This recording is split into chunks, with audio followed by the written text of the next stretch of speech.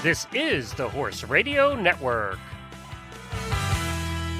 This is episode 437 of the Dressage Radio Show on the Horse Radio Network, brought to you by Kentucky Performance Products and TotalSaddleFit.com. Tonight we are continuing with our listener question and answer training series with Recent Eye tackling some training issues brought to you by our listeners and others and great people.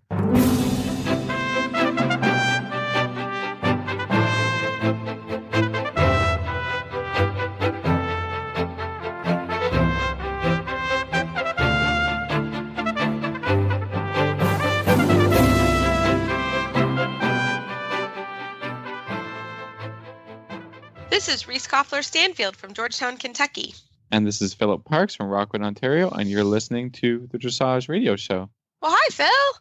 Hi, Reese. How are you doing? Oh, hi, I'm great. How are you? I'm doing great as well. Yeah. Super. What's new in Kentucky? Well, we've had just great weather. I mean, it's just been awesome. It's been good weather all around. Yeah, it's been really nice. So today there's a one-star event going on today, and which was really fun. I had two riders actually did the test ride for various reasons. One was sort of an older horse that's gone advanced, but it was fun to see him back in the ring. And then another one was a young rider just getting some miles, which is great. You know, that's always a great opportunity. We talk about that, getting your horses out and getting some ring time. That's always huge. So it's always nice when you can do it for free and at the Kentucky Horse Park, you know. That's so that was great. She got to run through, and then I had some riders going for real in the one star, and the one star is above preliminary. It's sort of like their pre-St. George, the eventing pre-St. George. It's the first FEI level. FEI. Yeah, so it's a couple of my riders were the first time in an FEI competition, so that was really fun to see them get to that point, which was awesome. And but one of the things I thought, and I was like, I'm going to make a note. I think it's always important to go back. My rider had a pretty good ride for where we are. You know, this is a younger horse. It's our first pre-St. George or first FEI event. So I think you have to be realistic. There are horses that will be at that level their entire career and never move up. And she rode, actually for her, it was almost as good of a test as she could ride, but she made a very costly mistake. So basically, and I bring this up because sometimes it's easy to look at the scoreboard and be just devastated. Like, why was my score that score? And she said, well, she was so good. And so it's always a good reminder to sit down with your trainer or just with yourself in a quiet place and look at the test. So this particular mistake was a double score, and she actually affected two boxes. So the exercise was a lengthen canter across the 3/4 diagonal, bring the horse back, have a collected canter, and then in the corner marker, a transition to trot. Well, my rider rode actually pretty good extended canter, and then she brought the horse back, and the horse was right on her aids, and she trotted. She didn't come back from the lengthening, right? She trotted. So not only did she get a score from two judges, there was a mistake in the transition. She also hit the next box. So it was incredibly costly, along with some other little things that happened. Yeah. Very expensive. So sometimes it's important, and she was upset, and I got, the message, and I said, hey, remember, first of all, it was a pretty good test. It's about as good as we could do. But do you remember that mistake you made and how costly that was? And then she said, oh yeah, you're right. That is going to be costly. And she ended up getting like a 2 and a 1, from two judges. Yeah. That is expensive. So it's just a good reminder to always just take a minute and go through your tests, because some things may have happened that you're like, oh yeah, I did that, but everything else was good. Mathematically, that's going to be expensive. So just a good reminder for people as you get your test back. And I said, go back, do the math, and make that just sixes. Just a regular score, or 5 or 6, or 5 or 6, and a normal mark. And ideally we'd like a 7 or 8, but take it to a 6, and you'll see that score will go back up to where it should be. So just a good reminder, I thought, from today's day at the horse show. So and math matters. Math matters, and unfortunately, when you and it's a double score, so she basically got like 2 2s from 2 different judges and a 1 or something like that. I'm just it's gonna kill your score basically. So yeah, that's not good. And she's good. Yeah, I mean, you could still have a good ride and a low score based on math, and vice versa. Actually. Yeah, for sure. Right? Yeah. So it's just a good reminder. So Phil, you've got a fun weekend coming up, huh? Yeah, I'm going to be spending the weekend with Carl Hester. Oh, jealous. And a bunch of other people, I suppose, too, and some riders and this and this. But he's going to give a 2-day symposium clinic with a lot of actually our Canadian team riders and Olympic riders and whatever. So looking forward to that. Going to get some tips. Ooh, We're going to learn some stuff. I'm going to bring it onto the show. Actually, next week we're off, but the week after. That's right. Next week is Western, so we love you guys. Week. We'll miss you. Yeah, it's Western week, but the week after maybe we'll get some good stuff. Oh, I can't wait. Yes, take notes, Phil, so you remember. I remember. I love it. I know. I guys have to take notes. Phil can remember, I guess. So, well, I love it. Well, we're looking forward to that, and we have an awesome show. This is our listener question show, and as always, feel free to send them. It doesn't have to be on the once a month week where we've been doing these question and answer. You can send it to Phil and I anytime, and we'll put it in a bank. So if you're riding around and have a question, you're like, gosh, I really need to ask that to Reese and Phil, I guarantee there's someone else around that has the same question in our listener pool. So our first question up is our longtime listener and friend of the show, Rhonda Crabtree, and I hope you enjoy our discussion. Well, tonight for our listener question show, we are so excited to have Rhonda Crabtree on. She is a very loyal listener to Phil and I. God bless ya. And to the whole Horse Radio Network, I think. Network, and we love having you on. Welcome to the show. Hi, it's nice to be here. We've had you on before, so you know the deal, and you've got a great question for Phil and I. Could you tell us what your question is for us? Yeah, I'm just kind of wondering about older horses and about how long you can continue to train them and how long they'll continue to stay fit if nothing happens. A little bit of background. My horse is 18, and we're now at 3rd level. I don't think we'll probably ever show 4th level, but there's probably no reason that we couldn't train it. He's very fit. He's actually going the best he's ever gone, probably because I'm riding a little better, the more practice I've got. So I'm just kind of curious what you guys think about that. Yeah, I'm happy to kick this one off because I've had tons of older horses, a lot of older FEI horses in my career, and I manage several now in my kind of practice, if you'd like to say that, on sort of in my barn and in my stable of horses. So I think the first thing is I'm a firm believer, and they should work to the best of their capability, and they will be very honest and tell you sort of when it's time to retire or when they need to step down.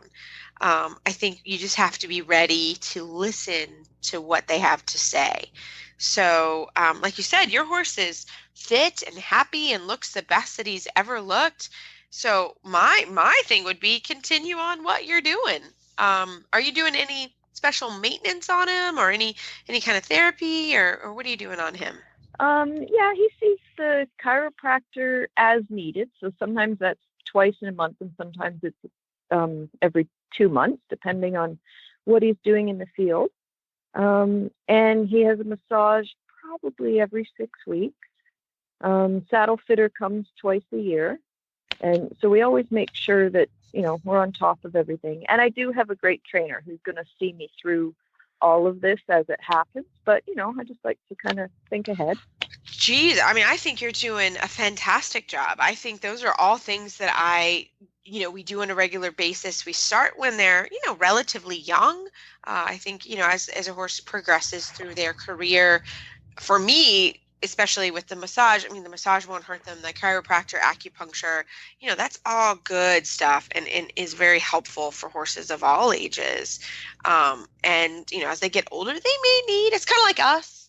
They may need a little bit longer time to warm up or a little more suppling or a little bit more love or more, I'm a big fan of the Back on Track products or Benefab also has good products, of the sort of products that help keep the muscles warm and circulating. And, but when it comes to the work, you maybe can't train every day for an hour. it may be that you have to go for a harder day to a lighter day, to a medium day, or you can't train pirouettes every day on an older horse. That's not a good idea. You can't, it's not a great idea to do extended trot every day on really any horse. I mean, but especially an older horse, once they sort of are trained, you do the movement and then maybe you don't go back there to that, or train 1,000 pirouettes, or maybe you do 1 or 2 each way and move on.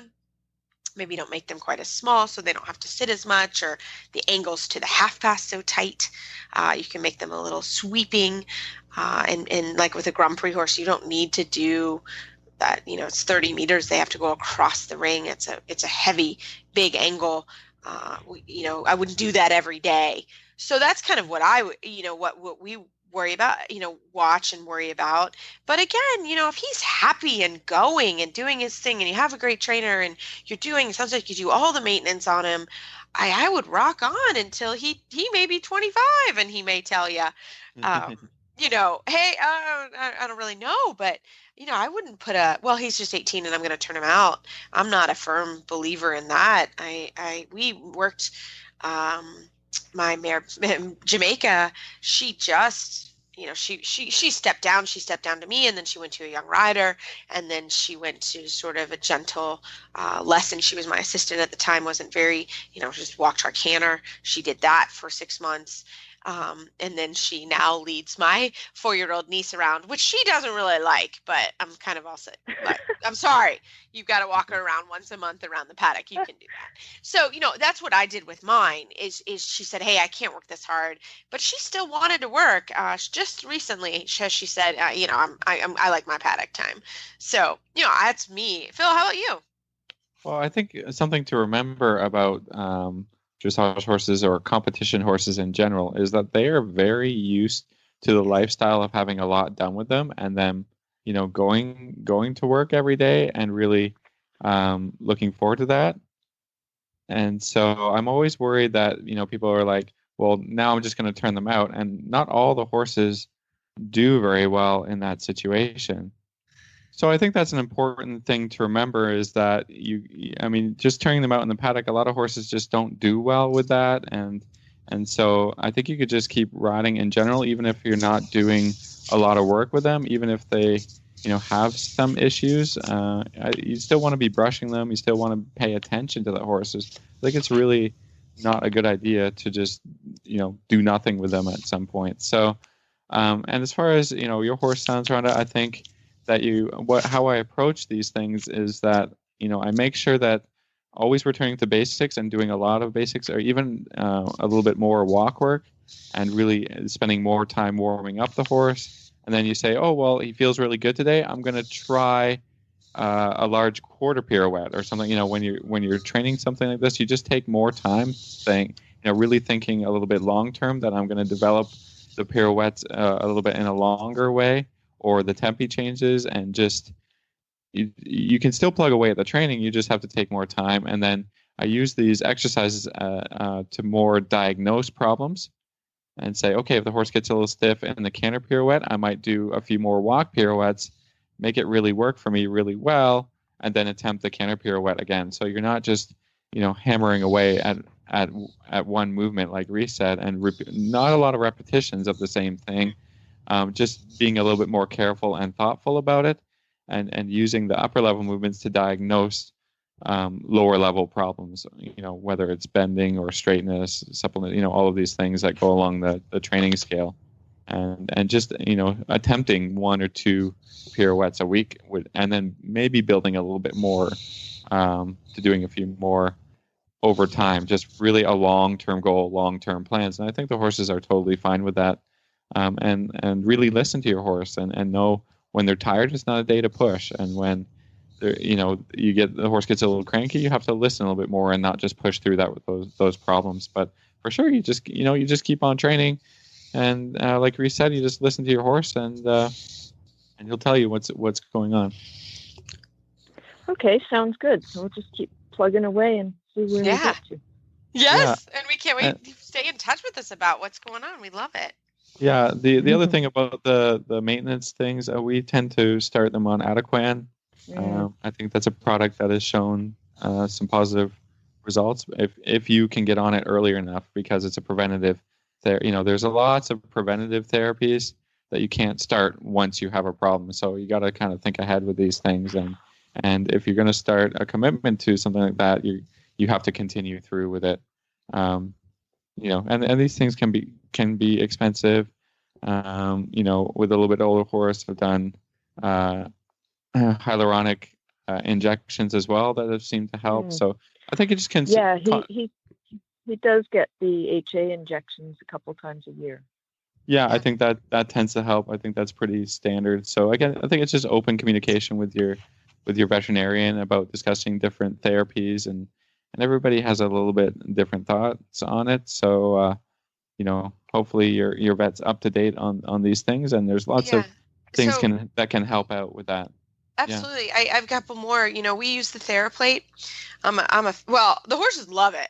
I can tell you, every single horse, once they know, we put them on the TheraPlate for about 10 minutes before we get going every day. And that really seems to work. I really like the TheraPlate. The horses love it. It really puts them in sort of in a mindset of work, which is nice. And they are all pretty relaxed on it. So that's good. And then the other thing we do, I have really good communication with our vets. Which is fantastic. Now, granted, I live in an area, we're vet central here, so it's real easy to have really super quality vets here. But I think it's really important. My older horses, I jog on a pretty frequent basis. I don't jog them. I don't flex them. Usually once a month, actually, which sounds aggressive, but in some ways it's nice to have the same person flex your horse a couple times a year, even, because they're gonna feel differences, which is nice, or remember that. So that's something we do, is once a month we jog the horses just to make sure nothing has changed and that everybody's happy and fit and healthy. So I think it's a great way. I mean, usually the vet's out here doing something else, or we'll schedule it, so I'm not necessarily getting a huge call fee. But that's something I have found in my career to be really helpful, and especially sort of with the older guys, so you can stay on top of, you're more playing offense than you're playing defense, sometimes with the older guys. Trying to prevent things. And having a baseline set of x-rays never hurts. Right, exactly. But again, that's thinking ahead, right? If you do it later on, you've got nothing to compare to. So again, it's just planning ahead, and if you have a horse and you're thinking long term with it, again, the conversation with your vet, thinking, okay, I want to be training this horse for a long time. Is there anything I should be thinking? Absolutely, right. Along with already what you're doing. I mean, you're doing a great maintenance plan with him. So those are just some extra tips that we would use. But Rhonda, thank you so much for coming on the show again. You were such a great guest. We love always having you, and we can't wait to keep in touch with how your guys doing. Okay, thanks a lot, guys. That would be helpful. Yes, that would make sure our tips work. Exactly. Thanks, Rhonda. Well, that was a great discussion with Rhonda. And right after this break from Kentucky Performance Products, we're going to come back from a listener question from a listener in Australia. The sun is just peeking above the tree line as you walk into the barn. You grab your horse's halter off the hook and head out to the field. The dew shimmers in the sun as you walk across the damp grass. You call his name and his head comes up as he walks toward you, looking for the apple in your pocket. You take your time grooming, enjoying the peace and quiet in the empty barn. A refreshing breeze greets you as you start down the tree-lined path. Your horse ambles along on a loose rein as you both enjoy a relaxing ride. The feeling you get on an early morning hack is why we do what we do at Kentucky Performance Products. This feeling is brought to you by Microphase. Fill the nutritional gaps in your horse's diet. Microphase Vitamin and Mineral Supplement is a low-calorie way to provide your horse with the vitamins and minerals missing from their diet. The horse that matters to you matters to us. So, Phil, you got a great question from one of our listeners in Australia. Can you tell us about it? Yeah, well, we were going to have her on the show, but then scheduling, I mean, Got all the 12 complicated. hours to Australia became a little bit too complicated. So I thought it's a good question, and I think I've taught a lot of lessons with a little bit of this issue. So I thought I would just read it out, and we're going to thank Anne for sending us this question, and hopefully we can help her and maybe a few other of our listeners who are tackling this problem. And this problem has to do with maintaining contact. She has a young mare that is good in the contact for about 5 strides, then has a tendency to pop her head up. Then she's good again for a few strides, then pops her head up. So this is kind of an inconsistency problem. She checkmarked. One of the things that I kind of look for when we have this issue is that the horse's teeth have been checked, the back has been checked, saddle, the bit seems good, everything's been pretty good, but maybe that this is a training question that we can help her out with. So she says also as a little bit of feedback that she's pretty sure it's about needing to have a more stationary outside rein that would prevent her from bringing her head up. So I think we can tackle this one. I mean, we were just talking about it, and it can be a few different things that can kind of cause this inconsistency in the contact.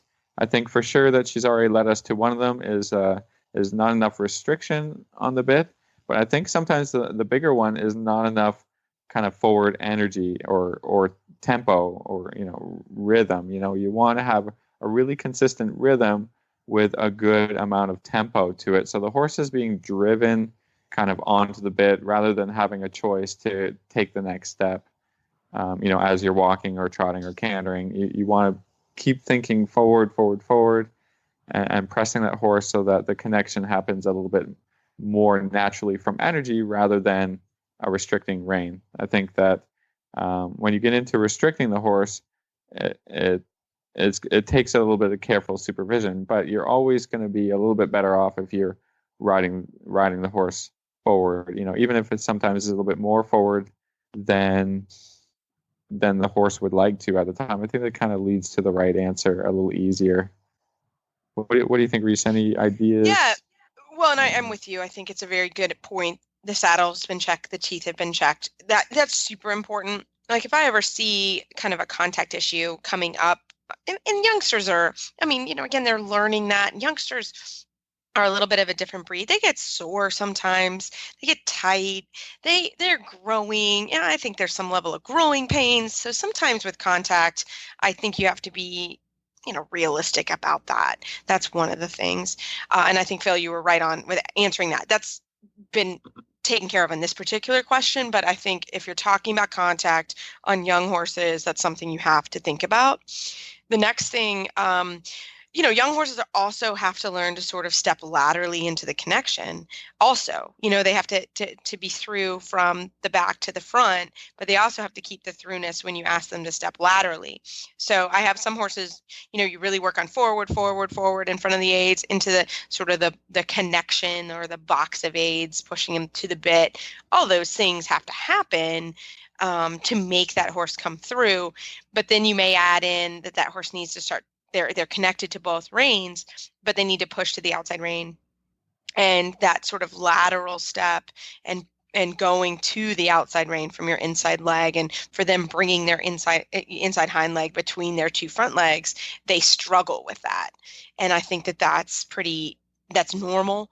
And then it is not abnormal for the horse to get a little funny in the contact at that moment in time.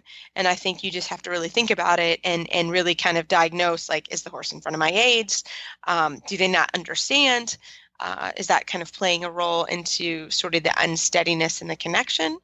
Do you need to step way back and go to teaching them a turn on the forehand, or even doing a little leg yield along the wall, where you're pushing them to the outside rein, or leg yield in general, just a basic sort of gentle meander from the center line, where you just gently push them to the outside rein and they take a few steps and they drive to that outside rein.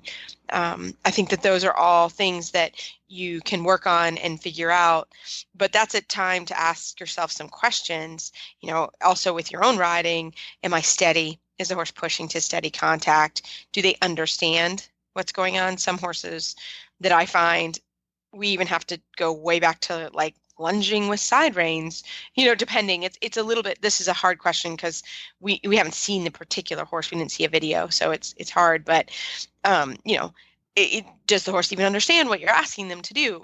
Was the horse, a hunter, and now you're asking them to be round and be a dressage horse? So hard to know that. So that would be my thing is not only make sure that they're going forward and they're pushing to both reins, but do they understand the concept of pushing toward the outside rein laterally and sort of understand that they need to soften and go to that outside rein. So that would be my 2 cents in that. Does that make sense, Phil?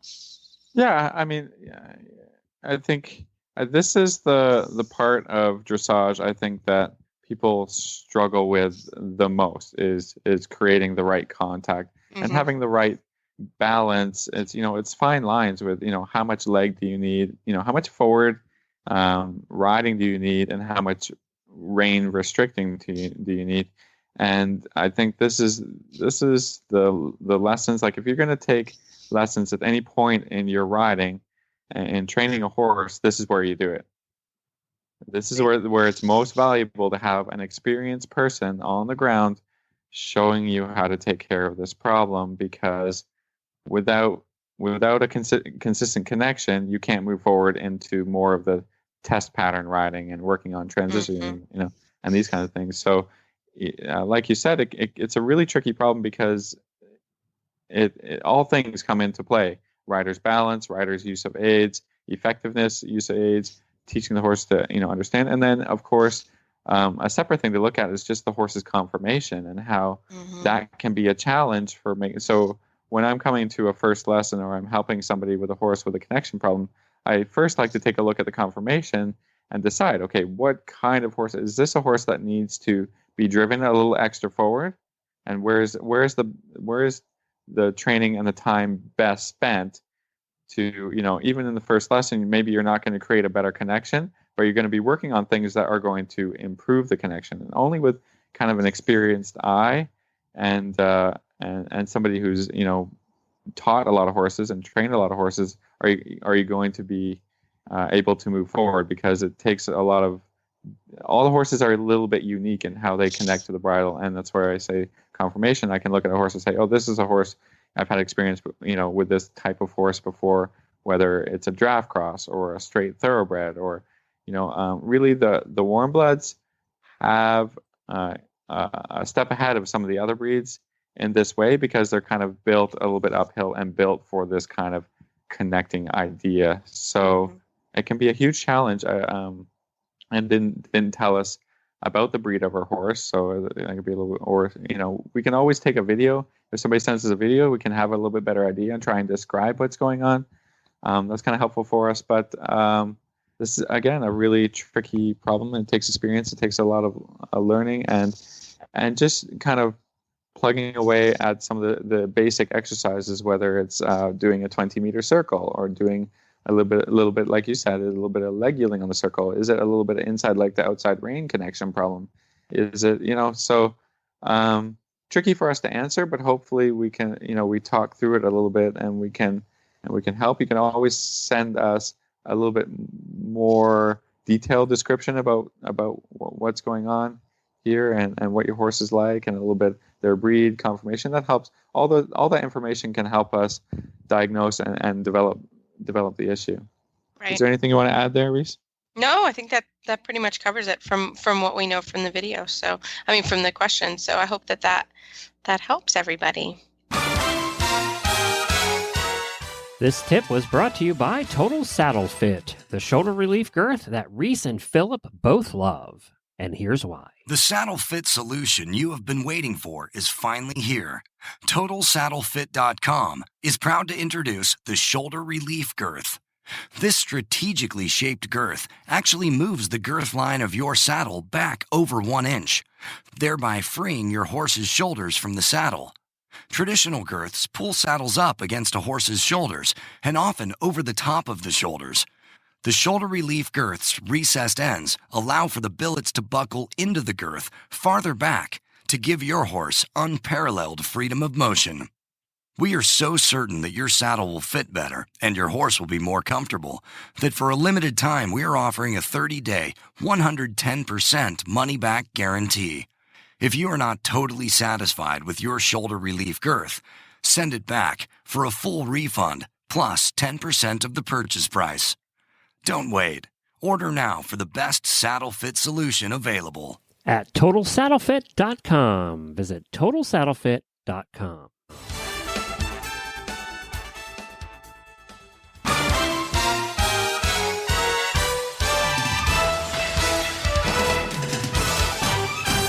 This week's dressage training tip is brought to you by Total Saddle Fit, home of the shoulder relief girth at TotalSaddleFit.com. Well, Phil, we've got our Total Saddle Fit tip of the week. And to start off, we talked about the synthetic shoulder relief girth last week and how much we love this girth because what's great about Justin's products is that he has a wide range of products. So he's got the leather girth, he's got the shoulder relief, all in the shoulder relief design. Version. He's got, I think the design has been so great in that he just continues to develop different price points, different materials, whatever is going to suit your needs that you can have a shoulder relief girth that has the shape and the fit that you need to keep your saddle in the right place, and then you can just decide which version is going to be best for you. I think that's great. That's amazing. Yeah, it's fantastic. And like Phil was saying, he has wool fleece covers now. He has the nylon covers. He has leather. So really, any price point where you are, or sort of any saddle fit problem, Justin at Total Saddle Fit can take care of it. And these girths are fantastic. The synthetic girth, it's still hot here. It was 80 degrees here today, and the horses are so sweaty, because they're getting their coats, and we haven't quite clipped them yet. So, so we're dealing with sweaty horses still, and giving baths and all that good stuff. So this is a great girth. It's a great price point, but you can also give it a hose off, and Justin won't be mad if you hose the leather girth off. Not to say that I've done that, but this is great. So any questions, TotalSaddleFit.com, or call Justin or email Justin at Total Saddle Fit. He's great with any saddle fit issues. So we hope that helps. And Phil, we've got a really good question from Courtney, and this came on for our listener show today. And it says, how does one handle the bulky horse? The horse that just plants its feet and says, nope, not moving. So we were going to talk about, again, it's a little hard to know why that horse is doing that, but we're going to give you kind of our own situations with horses that we are dealing with or have dealt with that do this as part of it. So right now, my youngster that everybody's heard me talk about, Follow Me, he really has an issue with water, especially water spots in the arena. He doesn't like puddles. He doesn't like puddles. He has trouble going from change in footing. Color. Right. Okay. And so from the grass to the driveway, he really struggles with that. And that's an honest thing. However, sometimes his reaction is not particularly honest. And I also have some ditches. This particular horse just needed, we've worked on this, just life skills, right? He is actually great in the arena. I haven't had any trouble. He's really good at the horse show. He is a bit of a princess. He's probably started, I know he started in the fall in Germany, so it's kind of gross. The weather's nasty. So he really probably never went outside to work. And, he goes outside. This horse is outside all day. I try to not make him a princess, but I did not make him this way. I'm just saying. He came this way. And he can be naughty, Phil. There's some naughtiness in there. And I have to be honest, there was enough naughtiness that Big Mama here was not handling. I was like, I am not. Because he really needed to be trained through this. This is an issue that I'm not going to say he didn't take a little too far. He took a little far, just kind of come on, man. We understand this is a difficult thing for you, but you need to be able to walk over water spots in the arena. It could rain, and I have an indoor. Yeah. I don't have an outdoor. So now if it's raining, we are going outside on the driveway and running around, trotting around on the driveway. But I brought in an event rider who rides a lot of youngsters who we call it Life Skills Day. And I find this a really important part. I have to be honest, like I said, he's pretty naughty, and Big Mama Reese here. So I brought in somebody I felt like was very capable of handling it. And they go out cross country. They cross the creeks. We've been to a local park. They've crossed ditches. We've made water spots in the driveway because it's actually very dry here. We've made water spots in the driveway. So we have really tried to simulate things that are going to make him nervous and because that's a huge part of training, and he can't be a princess. Like, he's got to be able to do these things. And going back to sort of the bulky situation, that's not acceptable. If I ask you nicely to walk over, that horse has to trust the rider in this particular case. So I'm not going to lie. He has had a few spankings and because it's not a rational fear. I mean, we've worked very hard now. We walk him over it, we lunge him over it, but at some level, if we ask him to walk over a water spot like a gentleman, he needs to do that. So I brought in a very, very confident rider. I mean, she's like the most confident rider I know, to handle that, because I felt like that was necessary. Because if I am at all nervous about crossing said water spot, he's going to feel that. So that's worked really well for me, Phil.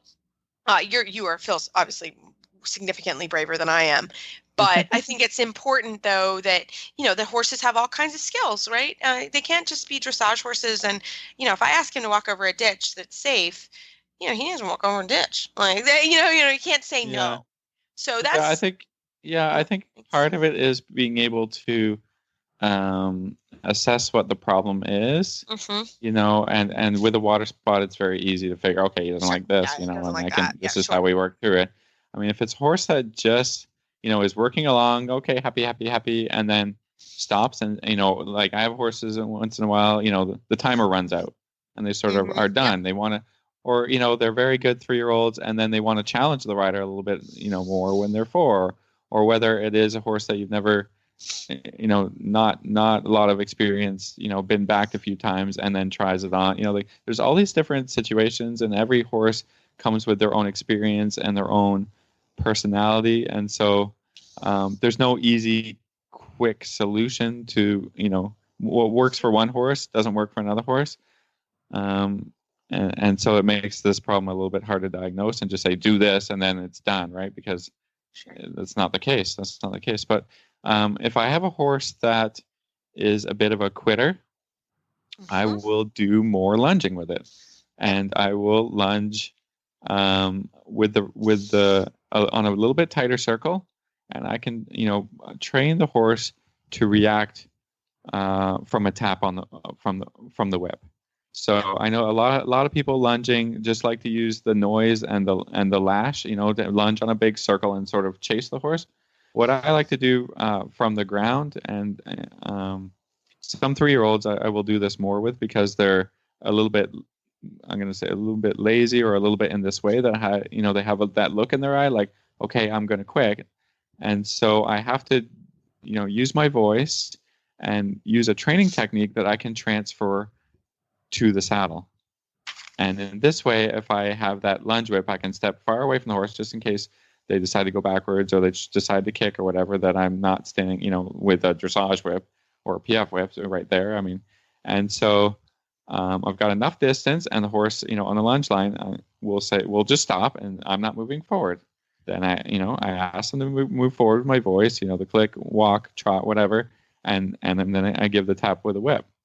The horse has to learn to understand to be tapped a little bit, so that when I get on, in the saddle, and I give a similar, voice, leg, tap of the whip, that I kind of I've already produced this reaction to the horse that they can take forward with them, to the riding, and there's no danger involved. I always worry a little bit that the horse may be very underreactive to the whip, and then all of a sudden be super reactive to the whip, and then and then of course with the young guys especially, I will use sugar. So sugar works. 99.9% of horses love sugar, and so tap on the whip, ask them to go forward. Whether it's if I train them to walk, and then I train them to the word trot, so a little bit more of an aid produces a little bit more of a forward response. and then walk again, and then sugar. And I can do this, if I have some sugar in my pocket while I'm riding, I can get that reaction, and then reward them with a nice pat, but also with a little bit even more, so they're really, it's just training, right? And so you're just training the horse, he'll look for, how do I get the sugar, right? And so then, you can use your leg, and if the leg doesn't work, then you use the whip. And if you're riding and that doesn't work, then I can get off, and I have always the lunging equipment in my arena, and just return to a lesson that they already know, that they're confident with, and then maybe I have to get back on again. So there might be a little bit, with the young guys too, there might be a little bit of on and off. And if the horse at 5 years old decides they return to this problem, I have a solution for it already worked out. So I think it's, really being thoughtful in the training and deciding what is the problem, and then how do I go about fixing it in a way that is positive to the horse's learning. So hopefully that helps. I mean, again, it's it's a little bit of a pain in the butt to get on and off a little bit, and but in the end, you have a horse that is more happy to work, and you can solve the problem safely. I think that's the biggest thing. Like you said, if you're not confident about it, and you don't want to just attack the horse and have something bad happen, you have to really know what you're doing, and in my way, I think pretty much everyone can kind of relate to how that works, and that it is a little bit in a safe way. Absolutely. So there we go. That's my solution for the day. Well, as always, Phil, this is becoming our favorite show of the month. We love hearing from our listeners. Yeah, it's been really fun. I mean, it can be tricky for us because we've got to kind of solve problems and deal with issues and really talk about these things. But we like doing it, and we like helping people with their training and helping people out. So I think we're going to keep doing it, but maybe not November, possibly December. We'll be coming back with this. So yeah, it was getting busy with the holidays. Their questions and think about coming, getting brave and coming on the radio with us, because I think people enjoy hearing from other listeners as well. I love it. Well, everybody, feel free to email or Facebook us. We will get it. So as always, you can find our show notes and links to today's guests on our website, dressageradio.com. Like us on Facebook, just search Dressage Radio Show. Follow us on Twitter at Horse Radio. My website is maplecrestfarmky.com, and my email is reese@horseradionetwork.com. I think the best way to find me is on Facebook, or my email is philip@horseradionetwork.com. I'd like to thank our sponsors this week for allowing us to put on a show. And don't forget to check out all the other shows on the Horse Radio Network at horseradionetwork.com. Fantastic. Well, everybody, keep your heels down and your shoulders back, and we will talk to you next week.